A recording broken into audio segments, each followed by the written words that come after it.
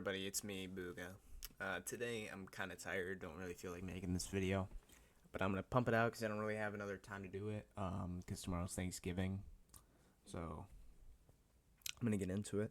So, last time on Monday I said that I thought free trade was bad, and I didn't really like it. And, this is my video explaining why free trade is a detriment to society as a whole, and to the economy, and to all of that, is my argument. So, first point. A lot of lost jobs in industrial capacities. So, case in point, Detroit. Obviously, if you've been to Detroit, or if you've seen it from 1950 to today, massive downgrade. It went from major economic city, where there's tons of cars, to Detroit to manufacture cars and all that. But around the time when NAFTA started to come around, obviously that all started to erode away. I know that's not the only factor, but it was a major death blow.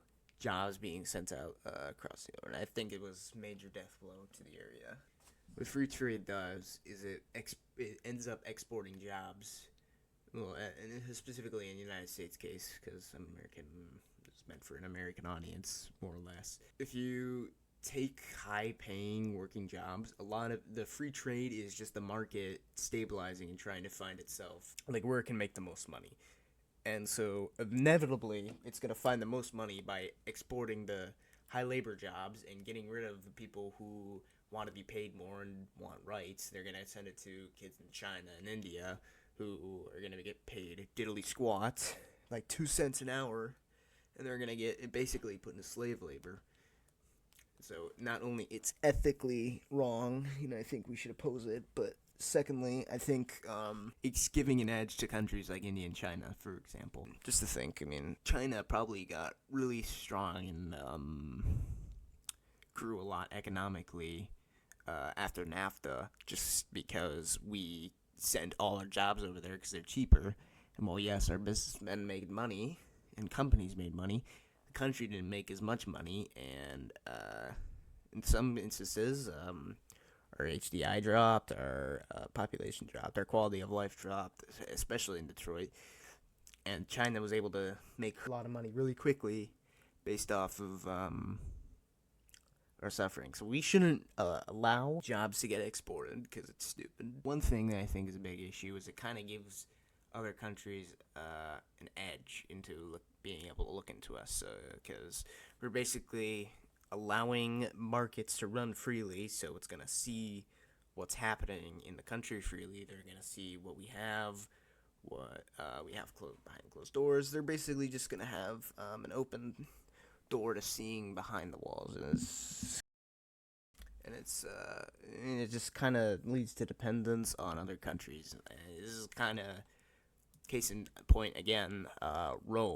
Rome was depending more and more on trade and other things, and so did Europe in the 1500s, but they ended up raising more tariffs and exploring the New World, of course, and they ended up bouncing back. But in Rome's case, they ended up getting split in two, invaded by barbarians in the west and conquered by the Ottomans in the east. So obviously, them relying on a lot of foreign actors for goods and allowing foreign people to come in ended really badly in their scenario, and relying on that was a terrible decision. And another reason economically it's bad is because when people aren't getting paid as much for the job and the jobs are going else out there, the amount of jobs there are go down, and so people start lowering their standard for jobs. So someone who would be a factory worker and would be doing a specific production line would have been making 6 figures a year because of NAFTA or the TPP or any other reason. They would have to lower their standards to get a new job, and they might end up taking a job $90,000, $80,000 or $70,000 or $60,000 a year. So it kind of leads to them doing that. They might take on jobs that are more risky and could possibly lead to danger and harm, because a lot of the factories are getting shut down, so the production lines get shipped over, which is a big bad. And so, for the final reason, I want to do a little bit of a callback. So, if you go back to my Truth Nuke video, I said that I probably didn't address this fully. I mean, I kind of have a unique take on the whole climate issue. While yes, I think there is climate change to a degree that I believe there's enough damage to the environment that it's a real thing, that our industrial output and then our actions are, and our flattening of trees, tree areas, and all that good stuff cause it just isn't good for the environment. And I think it obviously increases CO2 in the atmosphere, but obviously it's not to the point where like a lot of people make it out to be, like, oh my gosh, we only have until 2100, and oh. But I mean, as I said in my last video, I'm completely in favor of nuclear power, and I think it's some elements of nuclear fusion interest me. I think we could definitely look into those areas at the very least. But I mean, this is more of an attack towards people who are left-wing that support free trade. If you care so much about the environment to where, oh my gosh, we only have until XYZ date, why do you allow free trade? Because it ends up causing more damage to the environment via unregulated businesses being able to go send profit to foreign countries. I mean, to be honest, if you're so concerned about why we need to put regulations on energy at home, why are you allowing our production lines and our money to go to places like India and China that don't care at all, and that are going to be pumping their tons of plastic waste, that are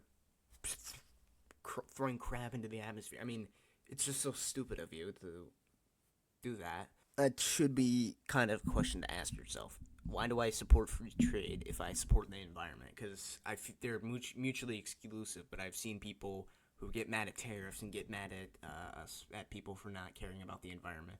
And I feel like the environment is kind of an old issue, but it's still important to the fact of the day. I mean, it exists. You can't ignore it. But I don't think it's like the end of the world necessarily. But I think it's just another reason that free trade is kind of dangerous. And it's not to say that there shouldn't be any free trade at all. I mean, I think in some cases, free trade can be beneficial between allied nations, but it shouldn't be the norm. It should be the exception. It should be the very rare exception. Like, for example, between the U.S. and Canada, that should be where there shouldn't be tariffs. That's where between us and the UK, us and Germany, between us, and just between us and Europe, between us and our allies, should be against places like China, India, countries in Africa like Kenya, Nigeria, South Africa, Egypt, Sudan, Mauritania. There's examples. I'm tired. But yeah,